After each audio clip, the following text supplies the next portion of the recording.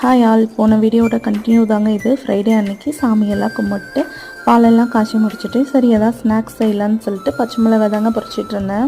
ஏதோ 2-3 செடி அங்கே தூவி விட்டதுங்க. ஆனால் ஒவ்வொன்றும் ஒவ்வொரு வெரைட்டியாக தான் இருக்கும், எல்லாமே சேம் வெரைட்டியாக இருக்காது. பட் ஒன்று காரமாக இருக்கும், ஒன்று மைல்டாக இருக்குங்க.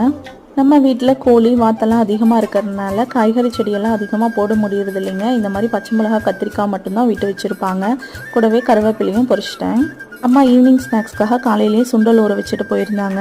சுண்டல் தாளிக்கிறதுக்காக தாங்க சுண்டல் ஒரு 4-5 விசில் விட்டுட்டு பச்சை மிளகாய் வெங்காயம் இதெல்லாம் ப்ரிப்ரேஷன் ஒர்க்கெல்லாம் பண்ணிட்டு இருந்தேன். அம்மா அப்பா தம்பி எல்லாமே தோட்டத்துலேருந்து வந்துட்டாங்க. பாப்பா அவங்க கூட விளையாண்டுட்டு இருந்தா. கணக்கு போட்டுட்டு இருந்தாங்க. இந்த மாதிரி நம்ம தென்னந்தோப்பில் தேங்காய் எல்லாம் போடுறாங்க இல்லைங்களா, அவங்களுக்கெல்லாம் இன்றைக்கி வந்து சேலரி டே. அதுக்காக அப்பா தம்பியெல்லாம் கணக்கு போட்டுட்டு இருந்தாங்க. மாயா குட்டி எப்பவும் போல் குருவி கூட பூனை கூட எல்லாம் விளையாட ஆரம்பிச்சிட்டாங்க. இந்த வீடியோவில் சுண்டல் ரெசிபி பார்க்கலாங்க.